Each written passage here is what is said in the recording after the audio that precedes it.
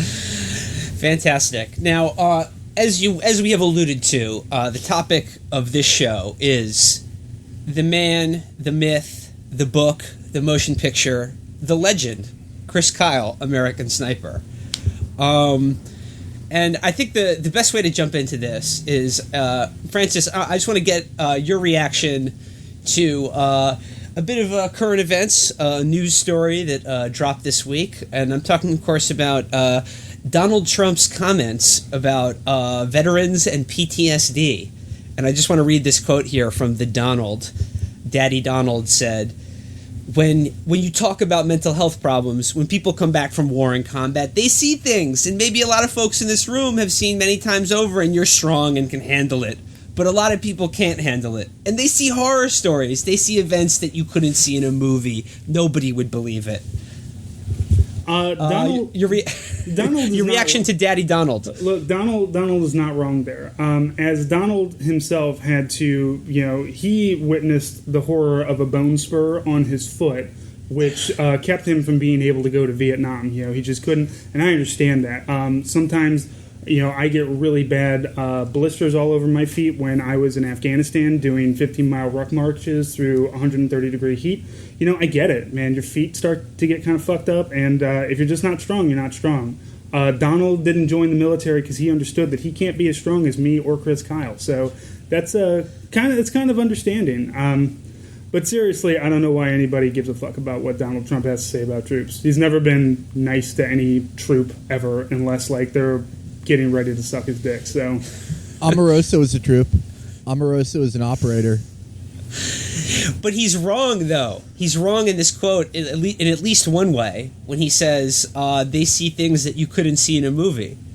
And I did see it in a movie. I saw it in American Sniper. That's true. All the really exciting things that happened in American Sniper, I never saw on any of my deployments. I'm actually kind of pissed off about it. I would love to have bullets flying and fucking yelling and for some reason calling my wife in the middle of a firefight. Oh my god, that was amazing. That was great. Did you ever see any CGI blood spurts? Because that seemed to be a big feature. No, but I did come. Chris Kyle's experience. I did come home and get my wife pregnant with a fake baby. So. Did you after your wife gave birth? Were you so affected by the war that when they didn't let you go in the nursery to pick up your baby and pick up the wrong baby like Chris Kyle would have done, you bang on the glass, go, let me see my daughter right now? Well, the thing is that Chris Kyle's baby. If only Chris Kyle was still around, because I believe that I'm trying to raise my daughter, my #daughter, #gender, in a way that would really make Chris Kyle proud. Every day is a learning experience, especially when you're a military father. When it's bath time, people might think that that's when I take her into the bathtub and I get her clean and everything. But really, that's when we start discussing the rise and fall of the Ba'ath Party in Iraq and what exactly led to the downfall of Saddam and why we had to go in and liberate Iraq. Things like that. Chris Kyle was kind of living that as well. When you bang on the glass at your infant baby, that really, sends that first jolt of being able to sit up and stand at attention right there.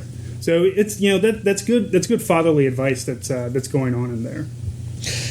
Well, I watched this movie for the first time last night, and this is something of a phenomenon. It's not just a movie. This was a hugely best-selling book. I mean, this book sold zillions of copies. It minted money for whoever published it. So much so that I'm assuming those were all audio copies, because I'm thinking most of the people who wanted to read that book are actually illiterate.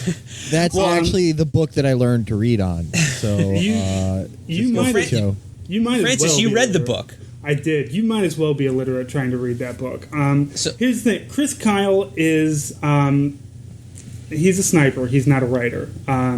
And trying to make it out to him. I wouldn't expect Felix to be able to go out in 10-mile-an-hour winds coming from northwest and be able to put a 50 caliber sniper rifle on a target at 100 meters or at 1,000 meters. I don't expect that because he's a writer. I expect him to write reviews about The Bastard Executioner.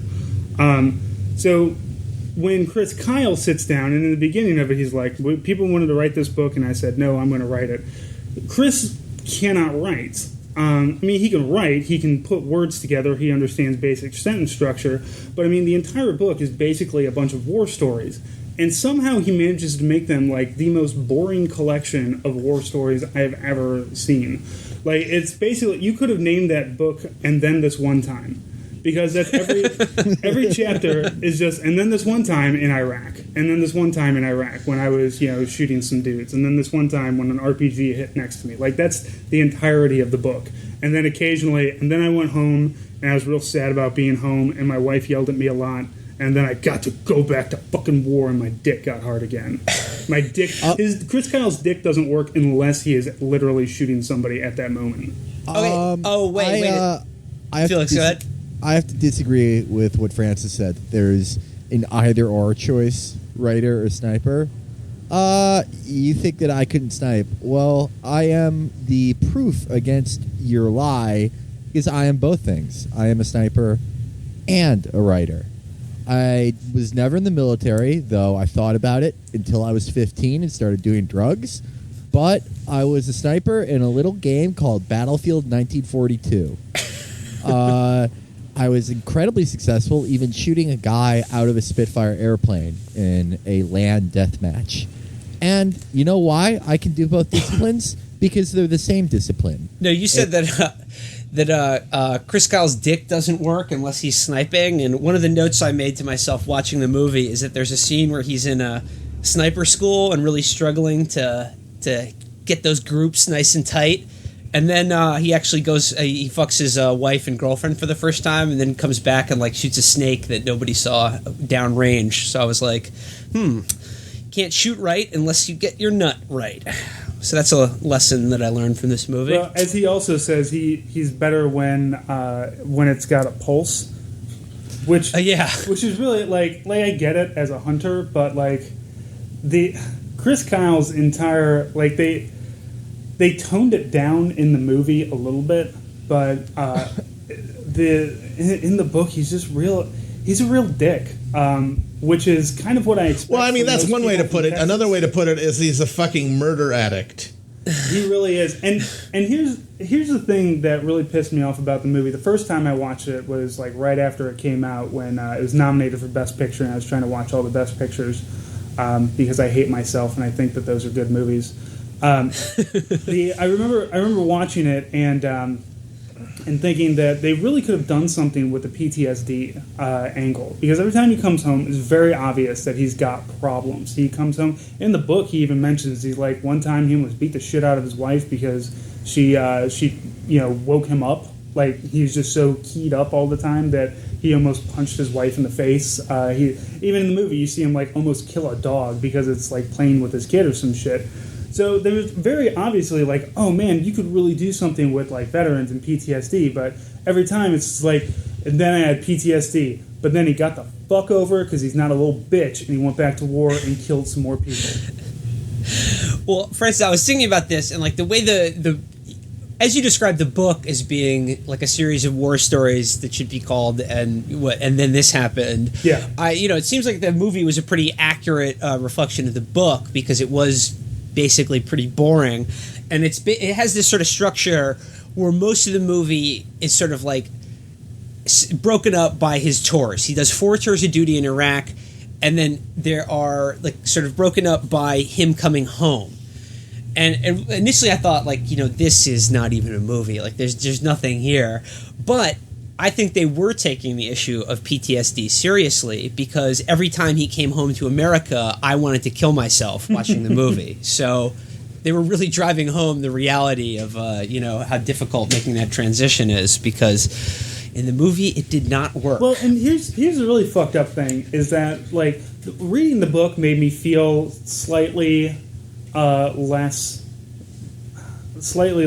I guess, pity, I want to say, for Chris Kyle, because in the book he's nothing but himself. He's a Texas good old boy who's dumb, and he's nationalistic, and he's kind of racist, and that's all you ever expect out of him. But in the movie they make him out as like, and then he's an intelligence gatherer, and then he does this, and then he does that.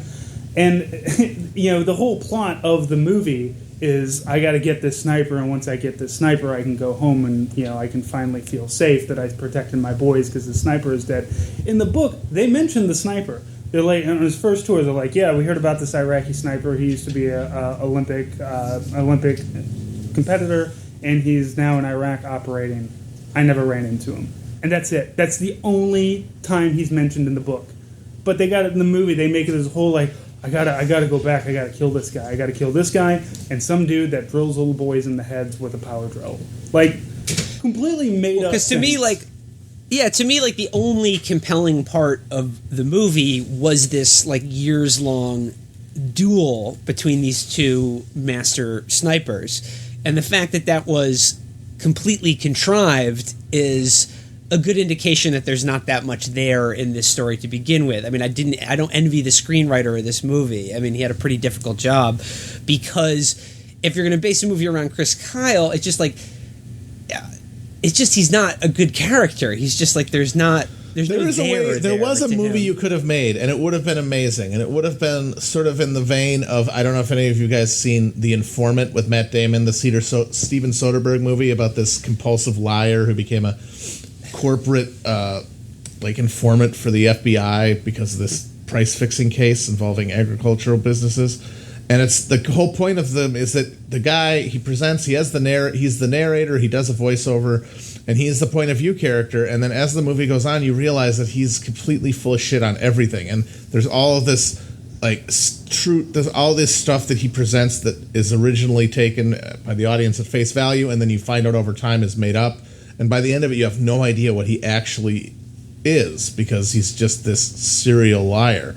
And I think a movie about Chris Kyle coming home and under the weight of, wanting to be a badass hero or whatever, compulsively making up shit about shooting looters at Katrina and killing carjackers, and then they call a special number and the FBI shows up and covers it up. I mean, that would be an interesting movie. That was really the way to talk about him in a way that would have been enlightening and interesting. But yeah, just like this fucking Gomer going like, I just want to protect people by killing other people. That's not interesting, because that's the thing. It's like they show that he has PTSD or whatever, and that the war is wearing on him. But they always contextualize it in the idea of, well, he just wants to save people's lives, and when you took him away from the fight, he was sad because he couldn't save them. But then when he killed the sniper and then came home and started treating other veterans by taking them to the gun range, then he was fine. Because he just wants to save people. I can relate to that because oftentimes I have to go to court-ordered therapy every few months. It's like normal stuff that happens when you deal with family court. The judge makes you go to a head shrinker sometimes because of an outburst. And they say to me, they go, do you ever see anything online, on the timeline, that may have affected you? And I go, no, I'm haunted by all the people I couldn't harass. So, I mean, just as a movie, though, I mean, like I said, I saw this for the first time last night, and I just sort of feel like it had the hallmark of all kind of late-era Clint Eastwood movies, in that it's just kind of a slog. And he doesn't give a shit. Yeah, he has. They all have the kind of the same dimly lit, sort of desaturated palette, where there's denuded of almost all color.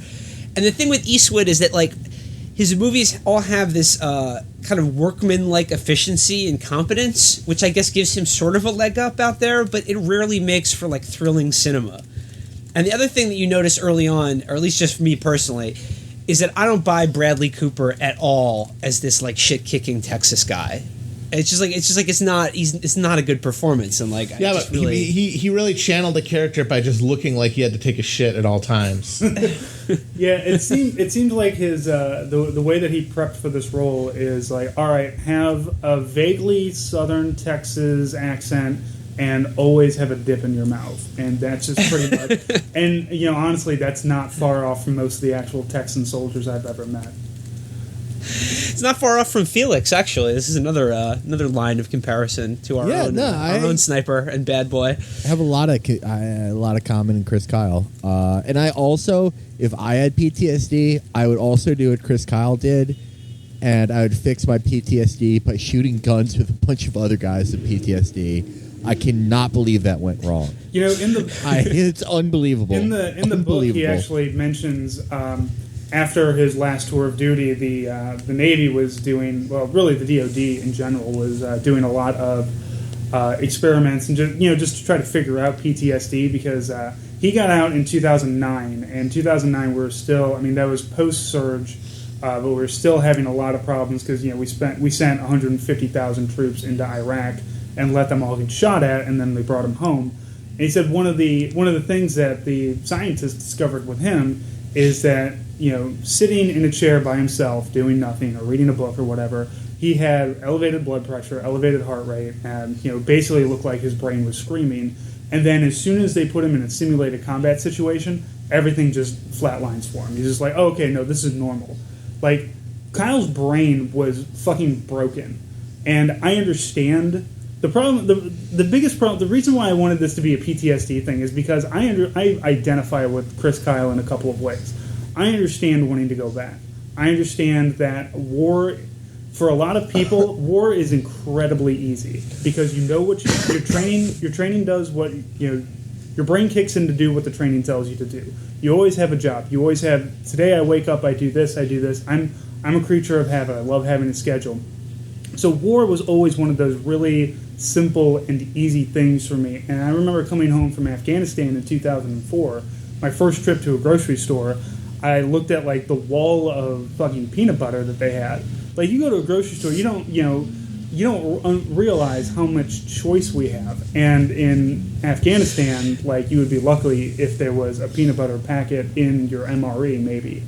And I had to leave the store because it was too much. So I understand. Francis, are you plagiarizing this life moment from the film The Hurt Locker? The Hurt Locker, his cereal aisle, that was one of the things that really stood. That's the only saving grace of that entire shitstorm of a movie. And we can do another episode on that fucking terrible Catherine Bigelow abortion there. The only saving grace for it was that cereal aisle where I was like, I identify with that. Everything else in it, though, was just like, this is shit. But I get Chris Kyle wanting to go back to war, but unfortunately, I want to go back to war because I understand that my head is broken and that it's terrible. He wants to go back to war because he cannot stand being home. He can't stand being around his wife and children, and he's only comfortable and happy when he's shooting somebody. And that is a fucked brain right there. There's a great line near the very end of the movie when he's, at the shooting range with the wounded warriors or whatever, and he's helping them through, just letting them fire off some shots downrange. And at one point, one of them says to him, Chris, why do you spend so much time with us? Don't you have a family? And he just sort of laughs it off, but like the movie should have done more with that. Like, really, why are you doing this all the time? You have a wife and 2 kids. Yeah, he's real uncomfortable when he's around anybody other than other soldiers or other military people, it seems. Well, that was the thing about all the scenes that take place stateside, right? Mm-hmm. That break up the war action. Is it like when he comes home, I hate to say it, I mean, it's an easy comparison because we've talked about it before, but he's almost like a more taciturn version of Adam Sandler's Reign Over Me character, in that he resists steadfastly any attempt by any person to make reference to the trauma that he's lived through or any of the atrocities he's seen or taken part in. And actually, in my favorite scene in the movie is when he's at like Pep Boys or whatever, and that guy is like, "Are you Captain Chris Kyle, sir? Like, you saved my life," and like does this whole spiel of like, "My family thanks you for your service, like, like you saved my life, sir," and he salutes him and the Pep Boys, and like the whole time his jaw is just clenched so tight, being like, well, thanks, gotta, just go. And I expected him to have an Adam Sandler meltdown, but at the end of that scene, it doesn't even clarify whether Pep Boys gave him a discount for being a hero. That scene could have been made 100 times better if Chris Kyle had just turned to him and was just like, I want to go shoot the Hodges. Yeah. What are you talking about? I wasn't in fucking Iraq. I don't know what you're that talking would have about. been better for him, frankly, if instead of trying to help these guys PTSD by taking them to shooting ranges, which, you know what, I know in hindsight looks bad, but I'm going to say in like actual sight probably didn't seem like a terribly good idea to too many people. If he just gamed with them like Adam Sandler, he might still be here. Lying about murdering people. I do have to give Chris Kyle a little bit of due. In the book, he's pretty humble about working with other troops. Like he's never just like, yeah, fuck the Marines, fuck the Army, the Navy SEALs are the best. He's like, no, the Marines I was with, they were great. The Army dudes I was with, they were great. Though I have to say, in that entire movie, the guy I identified the most with was in that first scene when, or I don't know if it was first, it was when he was doing Overwatch, and then he's just like, fuck this, I'm going to go kick in doors. Because that's a thing that a fucking sniper should do, and that is exactly what he did in the book, too. But that one Marine is just like, fuck that. I'm not going down there kicking in doors. People get shot at down there. And he's like, well, if I don't see you down there, I hope I don't see you ever again. It's like, no, that dude is fucking right. Fuck that nonsense. Yeah, I totally identify with that guy, too. He was like, no, I'm actually trying to live through this. Right. I want to go home at the end of all this shit. Well, and that dude was actually doing his job where he should have been, like, he was up there to, provide Overwatch for the sniper. And he should have been like, no, you need to sit up here. And if you don't, I'm going to radio back to that and tell people that their Overwatch is gone. And you're going to get into a shitload of trouble for that. So how about you sit the fuck down, shut the fuck up, and shoot people? Another thing that I would love to bring out is how there are no good Iraqis in the entire movie. I don't know if you guys picked up on that. Like, even it was fairly subtle, I think even the dude, the one dude who was like, "We're going to kick in your door, we're going to scare you and your wife, we're going to set up an Overwatch in here." And he's just like, "Come to dinner look, just sit down with dinner." And he feeds them, and then Chris Kyle's like, "Let me just fucking search this dude's house for no reason whatsoever." Oh, weapons cache. Oh, and he's gonna, I'm justified shooting him now because he picked up an AK-47 and shot at me. Yeah, no, they find like a howitzer under his fucking couch or something. That's the best part about Chris Kyle is like it's implied that he can find the evil of any living thing, in addition to being able to hunt them. So, like, a snake or a deer, exactly like an Arab, and Chris Kyle could just sense when they're going to be a danger to a troop. Oh, man. Okay, in the sort of opening scene of the movie, he's on a building in, like, some bombed-out fucking hellscape of a city. He's got his, like, sniper's nest, set up, and he's looking through the scope, and he sees a guy on a cell phone, and they're like, you got a green light if you think he's calling in an attack. And then it's like a mother and her child like walk out of the alleyway, and he's like, oh, this doesn't look too good. Wait, she's handing the kid something. And she gives the kid like a mortar, and he's like, finger on the trigger, and then the film cuts immediately to young Chris Kyle downing a stag for the first time.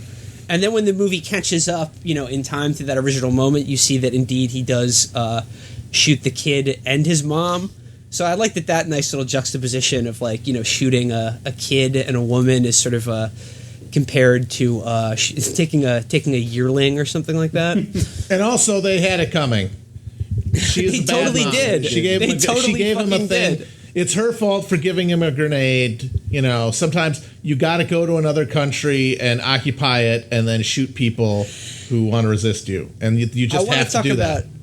I want to talk about that scene because I remember it was the scene that was in the trailer for this movie when it came out. And it was like, this incredibly played up as this like high tension moment, like, holy shit, like, what am I going to do? Like, this is this morally anguished moment of like, do I have to pull the trigger on a kid? And now in the movie, this takes place during the Battle of Fallujah, which is like, this, like I said, apocalyptic urban combat, just like everything is just a bombed out war zone, like, Stalingrad or Way City or something like that. And in it, like the Marine who's like his body man or spotter or whatever, the other Overwatch guy, is like, if you get it wrong, man, they'll fry you. And I'm like, really?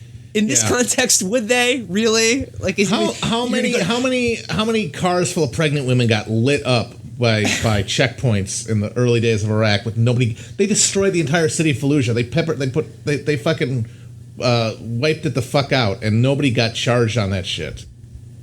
I mean, that's the big thing about this genre of movie. It was the same thing in Soul Survivor when they like don't kill the old man and the kid, like, and they pay for it later. Right, they pay for it later. Like that.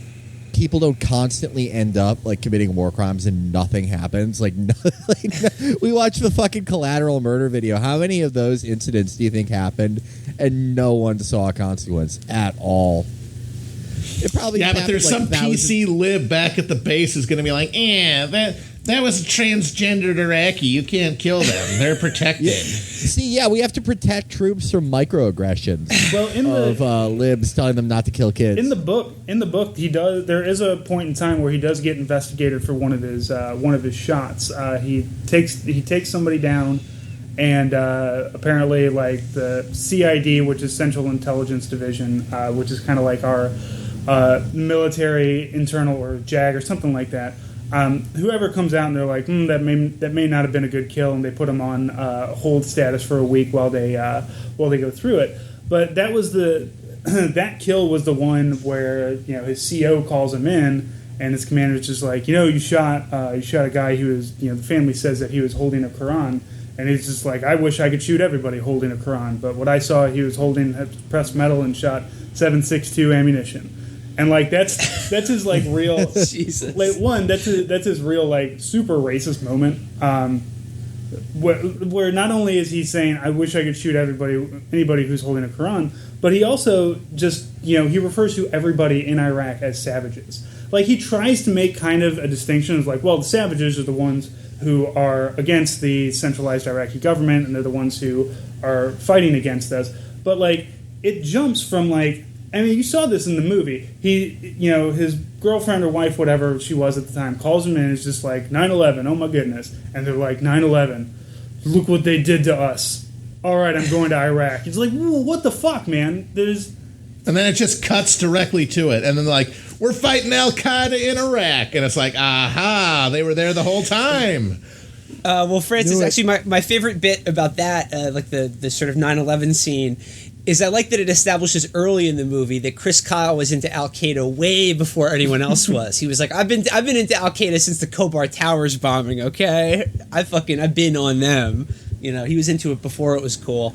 Yeah. But just, like back to like the whole mentality of this, of like of the movie, and like especially that scene in Fallujah where he shoots the mother and son, and he's like, I can't believe evil like that exists in the world.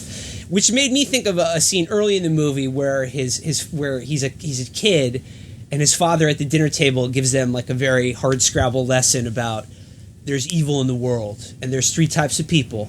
There's the sheep, there's wolves, and the sheepdogs. And like the sheep are just people who are innocent but like don't believe in evil and can't protect themselves from it.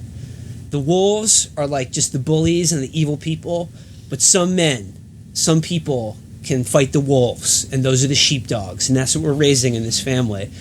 And I just sort of thought of that, like the sheepdog is the person who's willing to do evil to fight a greater evil, right? Who's willing to use aggression and violence to fight savagery. Well, it would have been a perfect, and of course, it would have been a perfect analogy if he was going to fucking fight Nazis or something. Like, but unfortunately, he grows up and goes to Iraq, which is a morally ambiguous from the get-go, and continues to be morally ambiguous. I gotta say, I thought about the sheepdog line when I was thinking about that woman giving her son a mortar to throw at a convoy of troops, because it's sort of like, well, from their perspective, if you live in Fallujah and it's just been it's a fucking war zone, like, maybe you would do that. I don't know. Maybe that is the sheepdog equivalent if you're in Fallujah and you view the United States as an invading army that's like, killing everything around you. And one of the things in the book that really stood out to me too, it was just at the end of some story where he talks about killing some savages. And he says, I hate what they did. They've taken so much from me. And all you could think is, motherfucker, you keep showing up.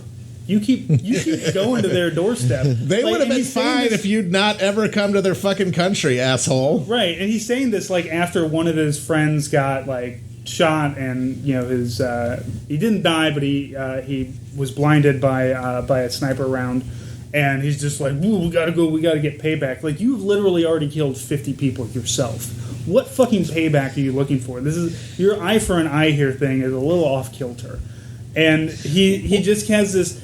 Chris Kyle is one of those people that is that like first reactionary kind of person. Like in the book, he says, "I'm a black and white kind of person. I don't see a whole lot of gray," which is really the sign of somebody who's not very intelligent. Because at some point in time in my earlier days, when I was young, I heard, Israel and Saudi Arabia, they're allies of America. And you would think, okay, that means they're friends and they're good. But if you take like 10 minutes and do any kind of research into some of the shit that Israel is doing or that Saudi Arabia is doing, you'll find out that it is very gray. And in fact, maybe the black swings a lot whiter, or the white swings a lot blacker, whichever way you want to look at it. But that's not Chris Kyle. He's just like, I showed up, they said they were bad guys, so I said, fuck it, and I killed a bunch of them. Fuck them. Well, yeah. you mentioned the thing about like his need for kind of revenge, and at several points in the movie, especially during the climax of the movie, where he puts a fucking bullet beautifully through the brain of Mustafa, the Syrian sniper, his rival. They made him Syrian, by the way. Out. Notice that little change they did. Ooh. So that, the whole thing of there's a reason these Iraqis are shooting at you. It's like, nah, he's not from Iraq. He's an outside agitator, just like he is. They're basically the same. Well, in that scene, they basically, the other guys tell him not to do it because if he takes the shot, it's going to give away their position. And lo and behold, it does. And it's just this contrived action scene where they they hold off a larger force of jihadis and they blow them all away with really no negative consequences. I kept expecting someone to die, so it would make it a little bit more mortally anguished, like he traded the life of his rival for one of his troops, but that didn't happen, so it was like totally not morally ambiguous. It was just like he did the right thing. Well, and then he gets another guy killed because he makes the choice to we got to go right back out and get some after that guy was blinded or whatever. And the movie, I kept expecting them to have a turn with this to sort of question it, and it really never does. It's just sort of just there. I don't know. The other big problem I had, and I didn't notice it the first time I watched it, but the second time I watched it, when he takes that shot on Mustafa, he is taking there's no PI, as we call it. There's no positive identification. He's just like, that little flapping thing over there, that's Mustafa. I'm going to shoot it now. So not only is he being so fucking arrogant and shitheaded that he's going to give away their position, as he does, and nearly get everybody else killed. Gets himself shot, I think. But he's also shooting that could be literally nothing. But he's just, no, I got it in my gut. Let me tell you what doesn't fucking fly in Iraq when it comes to taking a long shot like that. What is in your gut does not fucking matter. That, every part of that, that ending, and that never happens in the book. He does talk about, he does take a 2100-yard shot at some point. I can't remember, but he did have good identification on it. But this one, it's no, this is horrible. This goes against literally every part of our rules of engagement. You cannot just shoot a flapping thing that you see in the distance, especially when you've got 50 other dudes with AK-47s around you. So this is why I always hated the movie, and at least the book kind of makes me feel a little bit better, because in the movie he's an asshole and he's a dipshit and he's stupid, but in the book he's only just racist and kind of stupid. Seeing the movie, in the stuff that took place in Iraq, did you find it credible in terms of just sort of the texture and detail of what it looked like, or was there anything accurate about the movie's depiction of what just sort of day-to-day life or shit in Iraq was like? Yeah, there's a lot of that is very much what Iraqi streets kind of look like in some places.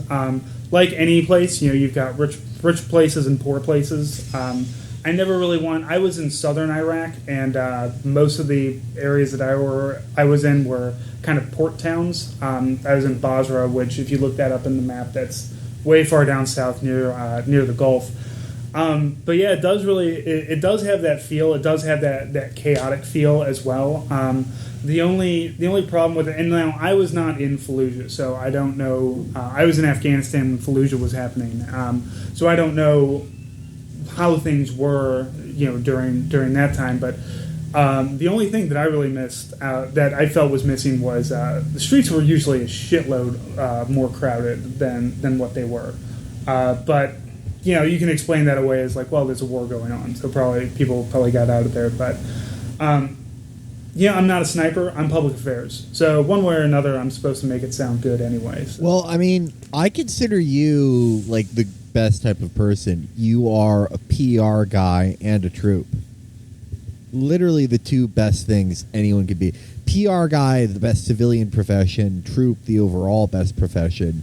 You roll them into one. Well, you can fuck my wife. It's really great to like my last time I did any public affairs training was probably about 2 years ago, and we had to do press conference stuff, and we have a thing called command messages, in which no matter what happens, no matter what question gets asked of you, you're supposed to put a positive spin on it. So when one of the people asks about the underage girl that was brought into the barracks and ends up overdosing on meth and is found to have been raped by at least 4 soldiers, you're supposed to put a positive spin on that. So what you do is you go up to there and you say, yes, this is a very tragic turn of events, and unfortunately these things have happened.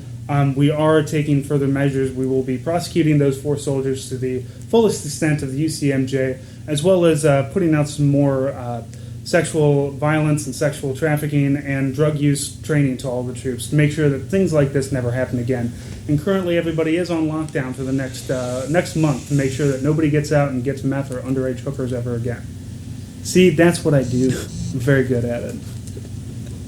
Where was the positive spin there? That we're doing good things. That, like, look, we're going to take this. Right. This was bad, but hey, we're doing more training. We're going to make sure that these things don't happen again in the future. Okay. Can we do some role play here? Sure. Public affairs, Sergeant Francis. I'm Kevin Fuck with Huffington Post. Recently, American sniper Chris Kyle got his brains blown out because he thought it would be a good idea to help fight PTSD by making guys who had PTSD shoot a bunch of guns. What's going on here? Well, the thing about that, Mr. Fuck, the reason why we have programs like this for PTSD and for people who suffer from PTSD, specifically combat veterans, is because studies have found that actually putting people back into situations that are very similar to what they experienced and what gave them PTSD helps them out. It gives them a controlled spot to put it in. Rather than the chaotic nature of actual war, we can put them into a controlled area where they can kind of work the outcome, and if they feel like they don't do it well, they can have a do-over. So things like this, going out and doing sniper training, after getting injured, after getting wounded by anything in Iraq and Afghanistan, that actually does have a positive spin. Now, unfortunately, things like this do happen, and PTSD sufferers come in all shapes and sizes. And I have to say, we are truly sorry for the loss of Chris Kyle, and we hope he and his family are doing well, and we'll make sure that they are taken care of. But I don't think that shuttering these kinds of Public Affairs Officer Francis, Kevin Shue, Commentary Magazine. Hot on the heels of Colin Kaepernick's refusal to stand for our national anthem, New York Knicks center Joakim Noah says that he doesn't want to visit West Point and play basketball with the cadets. How will this affect our war on ISIS? Actually, it's going to do well for our war on ISIS. By having people not go to West Point and play against the cadets, that frees up that 2-hour basketball game to make sure that those cadets can do even more training. So 2 hours more training with cadets is 2 hours more training than ISIS is getting, because their basketball teams, guess what? They're still playing. When Al-Qaeda comes to play ISIS, they all show up and they play, and they're losing out on training. They're not going over the monkey bars, they're not going underneath the tunnels, and they're certainly not jumping through any fiery hoops. Our cadets, however, fiery hoops for that entire 2 hours. Damn, you're good at your job. Oh, wow. Okay. I just want to say one other note I made of that final scene where Chris Kyle leaves his family to go help that ill-fated meeting with him and the veteran who took his life. I love just you get a glimpse of that guy for like a couple seconds, and it's like so true to Eastwood's Western roots, because he's like the shadiest looking dude in the world. He's like Robert Ford the coward, just right there, and you know this guy is off. He looks like fucking Casey Affleck in that movie. And and what I said about the soldiers going out and shooting, doing shooting training and stuff, that is all true. I know that for you guys and for most civilians, it sounds like the dumbest thing in the world.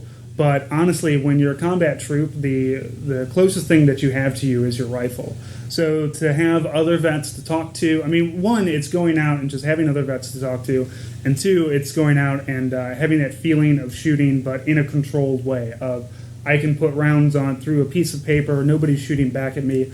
I can relax. It really is centering for a lot of people. I know I really love to go out and shoot, but also I was never like in massive firefights. I just love to fuck my guns. Really, I can't say that's PTSD. I just love to fuck guns. I'm a Missouri boy, so that's just how it's going to work. But so I do understand why it sounds dumb. It's like, hey, these guys are fucked in the head. Let's take them out and let them shoot. But it does help. Now, so does ecstasy, but we're not giving that to troops. So I don't know really where the government is going with that. Imagine what a good book and movie it would be if it was just about Chris Kyle doing ecstasy and having orgies with all the troops. American Raver. One of the things that there's no short supply of are glow sticks overseas. We fucking love glow sticks. I feel bad. I feel bad about all the showers I couldn't take with my friends.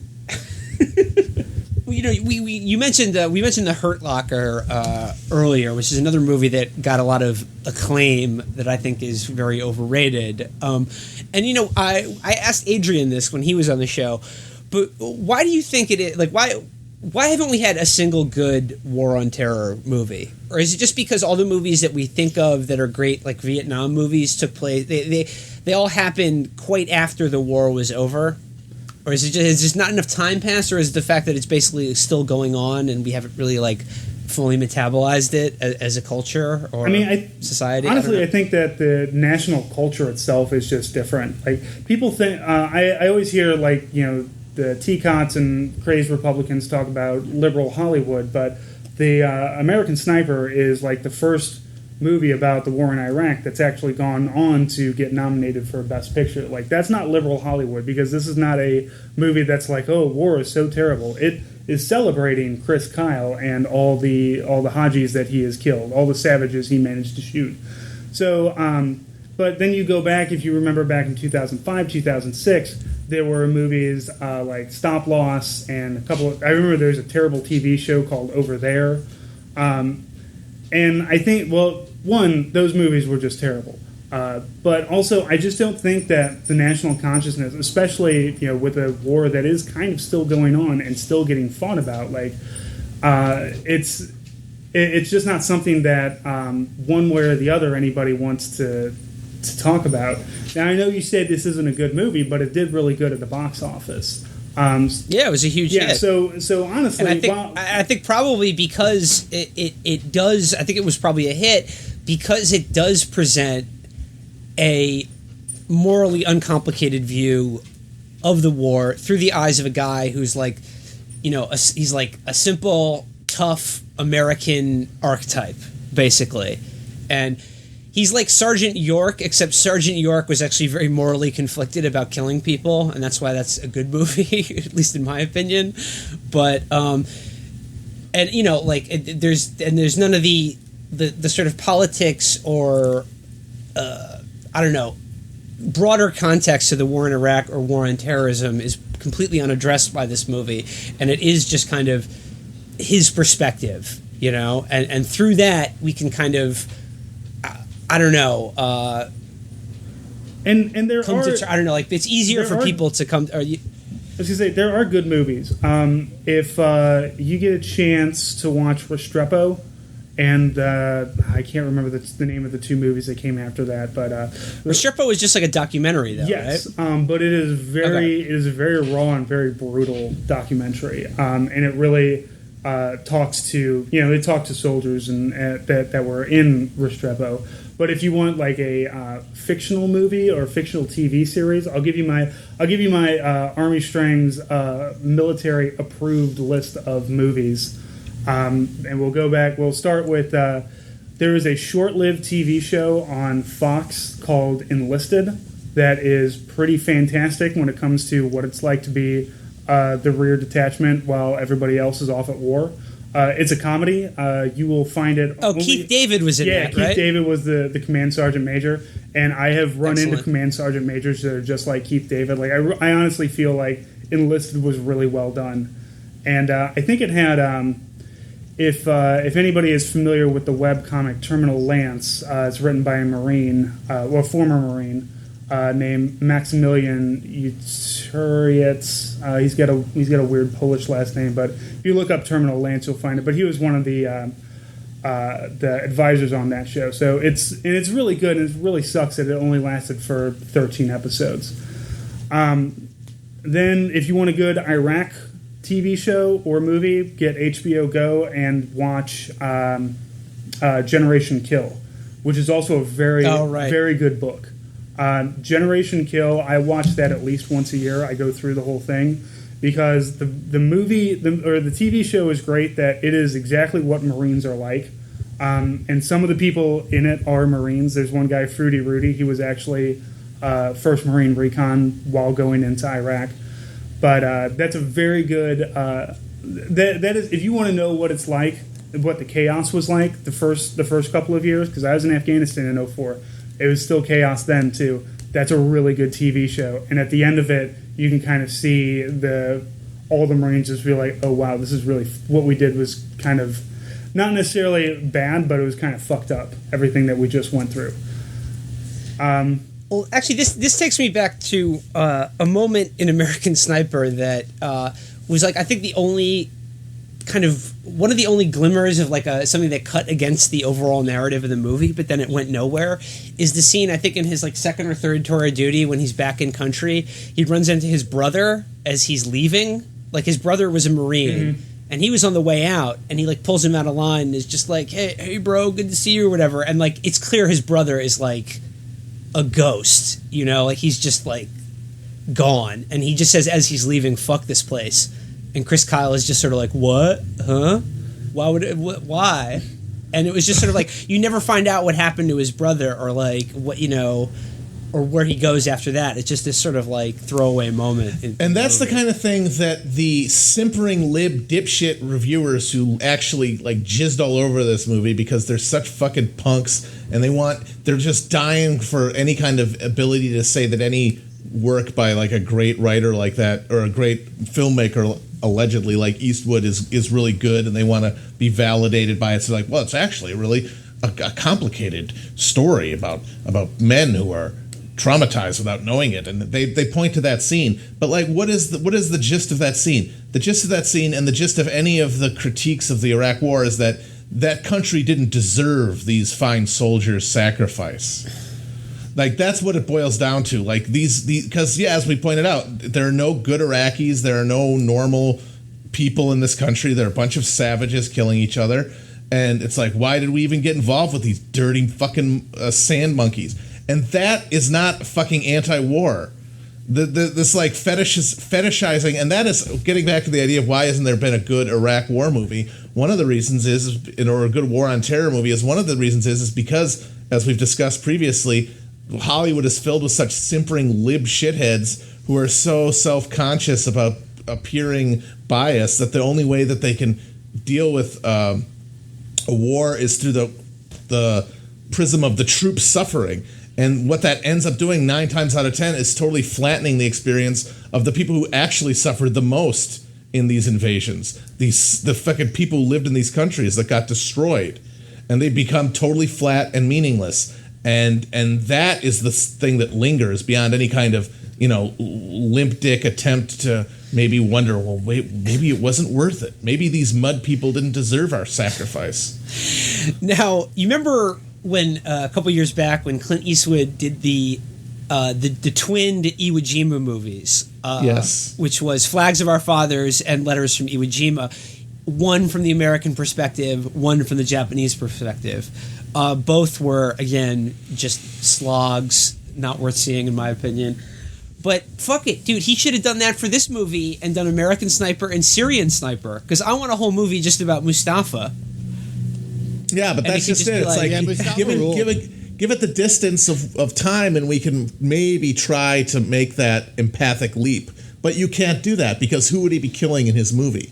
He'd be killing our precious troops. Yeah, it'd be pretty fucked up. Well, I mean, but it could have been great, though. Just like, ever since a young boy growing up in Damascus, Mustafa was a gifted pheasant hunter, and that ability took him to the Olympics, but he dreamed of something bigger, killing the Kafir crusaders and establishing a caliphate in Iraq. I want to see... Fuck Mustafa. I want to see the Abu Bakr al-Baghdadi movie that we make in 200 years, where Jesus. It's like the John Wayne Conqueror movie, and like whatever their equivalent to John Wayne then is just like he's I just wanted to also heroically getting a vision from God and like meeting Jihadi John.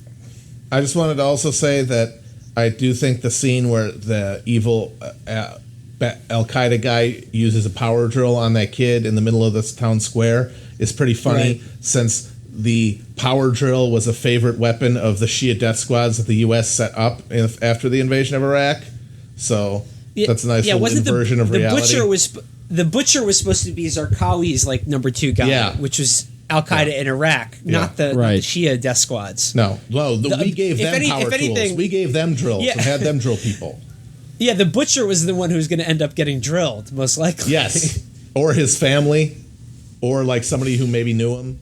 Like, that's who got drilled. That's who were systematically drilled in Iraq. We're our allies and the guys we've armed. But whatever, it's anti-war because one time he cried. Well, I mean, liberals want to be dominated by all types of people. They want to be dominated by true conservatives, the types of which don't really exist. And they want to be dominated by Chris Kyle. But one good Middle East movie, kind of a war on terror movie, left out, Syriana, the best one. Awesome. Love Syriana. Yeah, we talked about that last time with Adrian. Yeah, Syriana's the bomb. Can't say it enough. Fucking best Middle East movie. Actually, I'll tell you a really good movie that takes place in a war in the Middle East is In the Army Now with Pauly Shore. Oh yeah, okay. Now here's the thing. On my list of approved military movies, In the Army Now is in there because it is one of the more military accurate movies I've ever seen. Like when these guys they're doing PT in the morning, like it's obvious they went to an actual basic training place and made them do morning physical training in the goofy sweatpants and everything, and doing the front back goes, and then they go to Iraq, and then they have to, or was it they go to Jordan? I can't remember in that one, but yeah, they. I think they go to Iraq. Arabistan, I think it was called something like Micronesia. But they get to drive those awesome desert dune buggies though.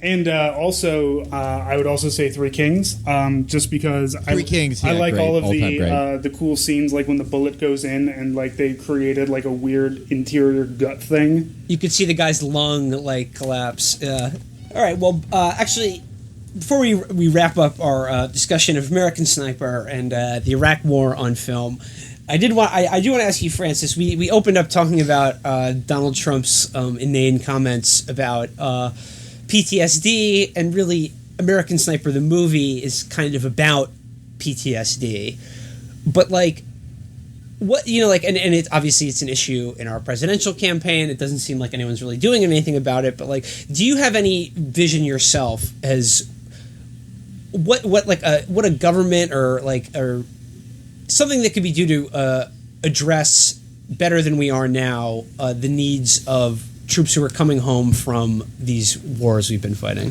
Well, there's a lot of really good things that are in place. One thing when I came back from Iraq is a thing called Yellow Ribbon, which is for the first 3 months at your home, you have like a little retreat, usually with your family, or if you're married, if your girlfriend, you got a girlfriend. And it's nice, nice way to just like, hang out with other veterans and, kind of talk about your experiences, and then you get the afternoon to yourselves. And if you're there with your wife, it's a time to reconnect with the family, which is really nice. I think that's the biggest thing that we can do for people coming home, is giving them time to do reconnections. But honestly, like it's bad. It's still bad. It's been bad since World War I. It's been bad since. I mean, I can't remember what was the name of the after World War I, when all the veterans stormed Congress because they weren't getting bonus army. Yeah, the bonus army. Yeah, I mean, veterans have been fucked since the day that we were nationalized. Like during the Civil War, when it was state by state, National Guard, militia, that was your military, the militia and the National Guards. But once everything got nationalized, they really kind of started fucking the American troop, just because it's easy to pat us on the back and say, I support you and thank you for your service, but it's harder to give anything beyond that. And nobody has to. Like, no politicians are ever held to any kind of standard when it comes to the military. They're just told, look, thank you. I've got you up here on stage. I will shake your hand. I will give you a grip and grin photo, and then I will send you that photo, and then we're good, right? You're fine. And it's like, yeah, but my buddy just shot himself in the parking lot of the VA because he wasn't he wasn't allowed to be admitted because the VA is too full, and they had to turn him away. And this other guy lives underneath a bridge, and he spent 2 tours in Vietnam. When it comes to veterans, if we're not standing in front of a politician being put on a pedestal for votes, we're quietly put away in the back and forgotten about because we're not a big voting bloc. We're not politically influential. A lot of veterans don't vote, and many of the ones who do vote Republican, who are probably worse than the Democrats when it comes. Both suck ass when it comes to veterans, but the Republicans are slightly worse. And there's really just in terms of what, like cutting health care and cutting health care, just not spending money. Well, I mean, recently we had where we my last pay raise from the military was 1%. It was a 1% raise. That is absolute shit, especially for the last 15 years of war. Like, I've been in the Army for 16 years. 15 of that I've been under the umbrella of getting deployed. But they'll cut our spending. For me, they'll make it so that I don't get paid more. But you've got the F-35 project, which everybody knows is just an absolute shit heap. My last commander, he left Iraq in 2010. He was one of the last troops out of Iraq. Other than our slow mission creep currently. And he told me, he's like, we had a lot of, big screen TVs and a lot of equipment that they didn't take home. They just would put it, they're like, what do you got? You got some TVs, never taken out of the box, 55-inch plasma TVs? Put them in that pile over there. Pull any batteries. If you got anything that's got batteries, cameras and stuff, put it in that pile. We're going to dump JP8 jet fuel over it, and we're going to light it all on fire. Oh, good. Wait. Oh, thank God. For a second there, I was worried that ISIS were watching our flat screen TVs. Oh, yeah, right now. No. ISIS is just driving our Humvees. Okay, good. Good. The TVs, no. Yeah. I mean, I'm not. Yeah. We have not going to let them watch American Sniper. Yeah, we have incredible. And this is one of the things that sticks in my craw whenever somebody talks about welfare queens, is that the military is the biggest fucking welfare queen ever. I mean, we're the closest to socialism that you will ever find in America at this point, because everybody has a job and we all do our jobs, and if you're taken care of, you get a basic income. If you can't afford to live off post, we have housing on post for you. If you can't afford to go out to eat, we have food here for you. Like, we are welfare queens. We are socialism 100%. And of course, you talk to a lot of soldiers and they're just like, fucking communists, I'll never be a communist. Like, dude, you fucking live that, and it's great. Being a soldier is easy as shit. You heard it here first, folks. What we've always said: easiest job in America. Troops, special education teachers, nurses, single mothers, nurses. Yeah, it's once you get through, basic training is somebody yells at you, which, if you're in the Army, you probably come from a broken home, so you're used to being yelled at by a drunk father figure. Then you do some exercises for 9 weeks, and then you go and you learn a skill. Even if, I learned public affairs, I know all kinds of stuff about public relations. Some people go off and they become computer scientists, and they become MPs and they become cops, because God knows, you got to get that military training in before you can go, crush skulls on the streets of America. Well, and the good part about that is the rules of engagement are much looser on in America. Yeah, and also the great thing is I know a couple corrections officers, and I know what they get paid. It's like, oh, so you're used to getting paid absolutely nothing for a really shitty job. So the military has really trained you well. Francis, thanks so much for coming on the show, and most importantly, thank you for your service to our show. And thank you for your tax dollars. Yeah, I'm going to let you finish. But is that what you said? Chris Kyle, I'm letting you finish, but Simo Hoya was the greatest sniper of all time. White Death, represent.